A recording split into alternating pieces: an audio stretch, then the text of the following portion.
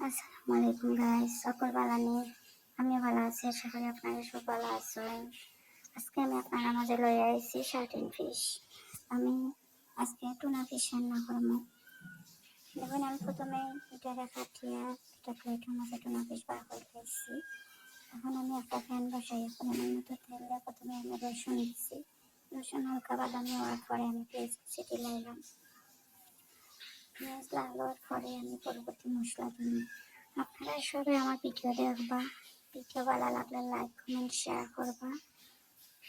পরবর্তী ভিডিও পাইতে বেল আইকনটি অন করে রাখবা।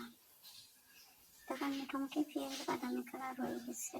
এখন আমি এখানে দিলাম এক টুকরা কাঁচামরিচ দিয়ে নাড়াচাড়া করে আমি দিলাম পরিমাণ মতো লবণ।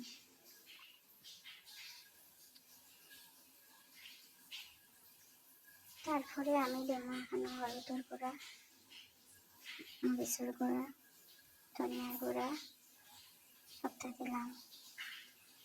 জিরার গুঁড়ো আছে, এখানে অল্প পানি দিচ্ছি দিয়ে এটা মানে সামান্য পাঁচফোড়নও দিচ্ছি। নাড়াচাড়া করিয়ে মশলার গন্ধ যাওয়ার লাগে অল্প পানি দিচ্ছি। আপনারা অল্প পানি দেবা, বেশি পানি দেবা। কয়েকটা টমেটো দিলাম যাতে স্বাদটা বাড়ে। যেমন আমার মশলা কষানো শেষ, আমি প্লেটে ঢালিয়ে রাখা টুনা ফিশ দিলাম। নেওয়ালাটি বানাবো, নাড়াচাড়া করবো অল্প আগুন দিয়ে বেশি সময় এটাকে জাল করবো। যতক্ষণ পর্যন্ত এটার কালার লাল হয়েছে না, ততক্ষণ পর্যন্ত আমি এটা রান্না করতে থাকি।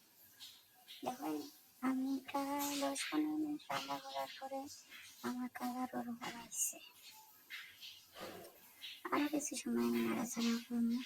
করার পরে আমি এটাকে চুলা থেকে নামাই দেবো, নামাইয়া গরম গরম পরিবেশন করে দেবো।